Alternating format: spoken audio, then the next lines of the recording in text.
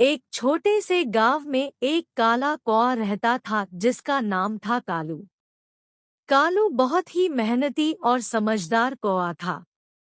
वह रोज चारों ओर की जगहों पर घूम घूम कर खाने की चीजें ढूंढता और अपने परिवार के लिए लाता था। उसका घोंसला एक बड़े बरगद के पेड़ पर था, जिसे वह ध्यानपूर्वक बनाया था। कालू के परिवार में एक औरत भी थी जिसका नाम था काली। लेकिन काली बहुत ही आलसी थी। उसे किसी काम में दिलचस्पी नहीं थी और वह सदैव अपने घोंसले में लेटी रहती थी। कालू का ध्यान अक्सर उसकी आलसी पत्नी पर ही रहता था और वह उसे कई बार समझाता भी था कि वह भी अपने परिवार की देखभाल में योगदान दे।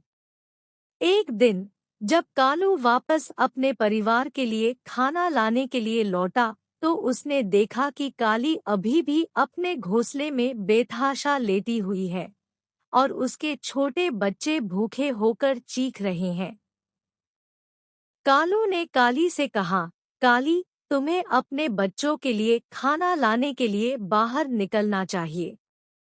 हमें उनकी देखभाल करनी है। काली ने सुनते ही कालू को एक आलसी नजर से देखा और कहा, ओह कालू, तुम हमेशा समझाते हो।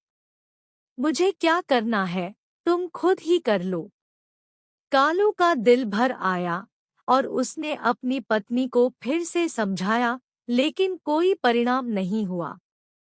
बारिश के बाद कालू ने अपनी पत्नी से पुनः कहा, काली, हमारे परिवार की देखभाल में हमें एक साथ काम करना चाहिए।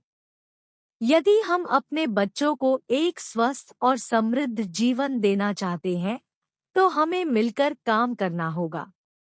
काली ने कालू की बातों को समझा और वह भी अपने आलसी चरित्र को बदलने का निर्णय लिया।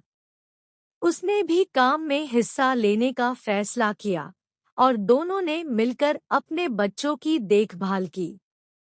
इस घटना ने उनके जीवन में परिवर्तन लाया और वह अब एक साथ काम करके अपने बच्चों को प्यार और ध्यान से पालने लगे। उनकी इस मेहनत और समर्थन ने उनके परिवार को सुख और सम